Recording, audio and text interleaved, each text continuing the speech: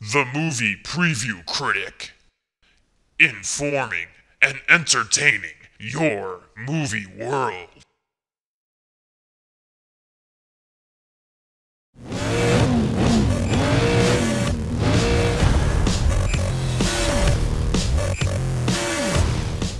The most anticipated movie of the decade is finally here. On April 3rd, we get to see one of the greatest on-screen duos in cinematic history, Vin Diesel and Paul Walker, reunite in an action-packed thrill ride of high-octane adrenaline, overdose, edge-of-your-seat summer blockbuster entertainment. Sure, in the 2000s we've had Spider-Man, X-Men, Lord of the Rings, and The Dark Knight, but this weekend we finally get Fast and Furious. I know, I can't believe it either. Just as I was getting over my disappointment that the Fast and the Furious franchise would only be a trilogy, the news of a new installment transforming the series into a quadrilogy felt like Christmas coming early or the cure for cancer being announced. I'm already spending this week watching the first 3 Fast and Furious movies on Blu-ray.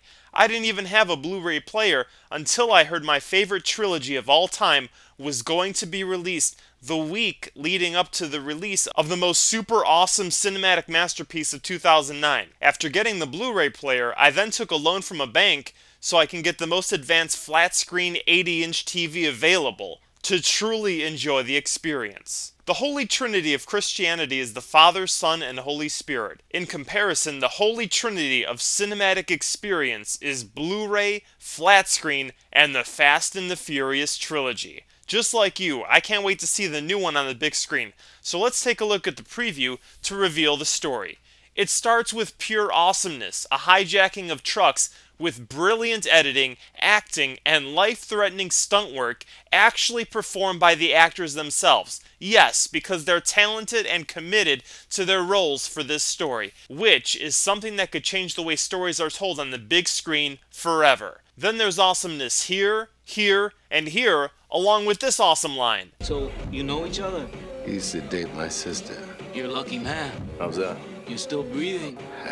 Haha, I pissed myself with an atomic bomb of laughter after hearing that one. Now that's some great writing. Do I smell a Best Original Screenplay nomination here? And if it's a Fast and Furious movie, you know there's going to be parties with hot lesbian action. This is the best movie ever. Let's watch that again. I'm going to issue only one warning sign here, number 66. The awesomeness of this movie might make your head explode. As a precaution and in consideration of others, please wear a football helmet to the theater so your brain matter can be contained. Then there's this amazing tagline.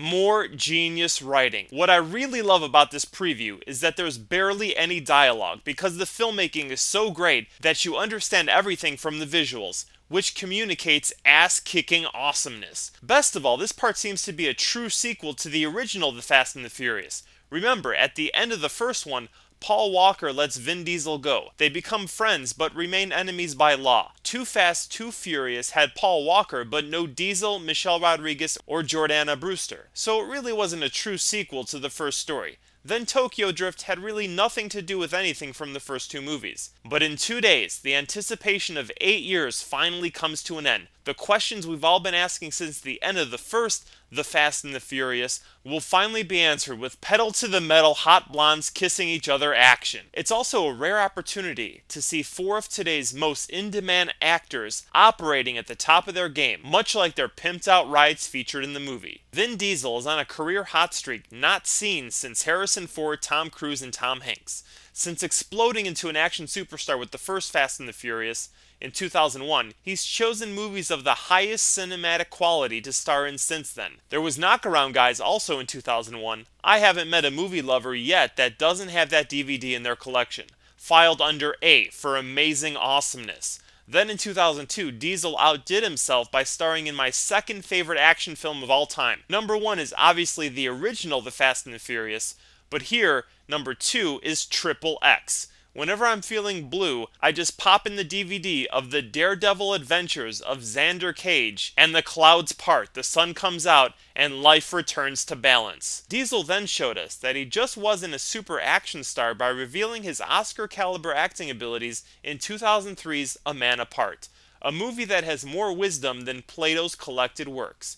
2004 could barely contain the audience's desire for a sequel to 2000's Pitch Black. Here it was titled The Chronicles of Riddick. Before this, Empire Strikes Back, Aliens, and Terminator 2 were my favorite sci-fi sequels ever. After this, they were my 4th, 5th, and 6th favorite, because The Chronicles of Riddick was so unbelievably badass that its awesomeness had to be separated into 3 parts, because when I used to tell people it was my favorite number 1 sci-fi sequel, I would get nosebleeds and headaches. When I said it was my 1st and 2nd favorite, I had blurred vision and dizziness. Only when I said that it was my 1st, 2nd, and 3rd favorite did I no longer feel the effects of its stupendiosity. In 2005, Diesel revealed yet another dimension of his acting abilities: pure comedy. That year, he was nominated for the Mark Twain Prize for American Humor at the Kennedy Center. In 2006, he mixed his dramatic talents with his comedic gifts in Find Me Guilty. He actually received a secret Oscar here for Best Actor, but was not publicly nominated because it would have been in no contest with the other actors in the category that year. Then in 2008, Babylon AD redefined what it means to make visionary sci-fi mind-bending movies that reveal the mysteries of the universe to us in an entertaining way. Now, Vin Diesel returns to the beginning like the circle of life, and after this movie, he'll metamorphosize from movie star to Hollywood legend. His co-star, Paul Walker, is quietly becoming the Robert Redford of his generation. With movies like Joyride, Too Fast, Too Furious, and Timeline, he's shown a great acting range. And his most challenging role may have been in 2005's Into the Blue, when he had to maintain his thespian composure and stay in character alongside Jessica Alba's ass. Then in 2006, he starred in 8 Below and Flags of Our Fathers, both of which gained him the reputation of being the American Sir Laurence Olivier. I can go on listing the acting powers of all those involved here. For Michelle Rodriguez, all I can say is that she was in SWAT and Blood Rain. Do I need to say more? I do? Okay, then how about this? She's also in this year's Avatar. Yes, the first non-documentary film from James Cameron in 10 years. If she's good enough for Cameron, she should be good enough for all of us. Then there's Jordana Brewster. All I need to say is that she was in Debs and the Texas Chainsaw Massacre: The Beginning. Then there's director Justin Lin, who also made The Fast and the Furious Tokyo Drift. Is there any doubt this installment is in the hands of a master filmmaker? What's that? You're worried about the script? Chill. 2 words. 1 name. Chris Morgan.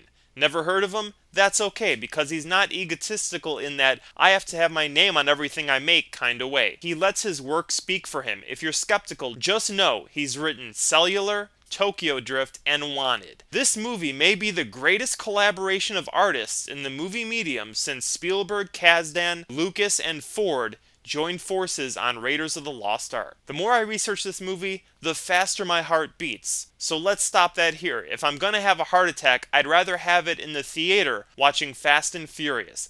Now that would be a great way to go into the afterlife. The movie preview critic rates Fast and Furious unbelievably worthy of your time, money, and energy. This is going to be so awesome. I'm introducing a higher rating than regular price just for this film. Midnight Show. It's so good, you have to be the first one to see it the moment it hits the big screen. It definitely qualifies as a holy shit, that looks f***ing awesome movie. You'll check it out because you love the actors, the director, and the hotties. It's perfect for action lovers. It might be the end of a cinematic franchise, which I hope it isn't. TV show, anyone? The pre-existing fanbase guarantees box office. It's an example of cinematic excellence and a sign of a good movie future. Wondering how much money this movie's gonna make at the box office? Let's ask the box office.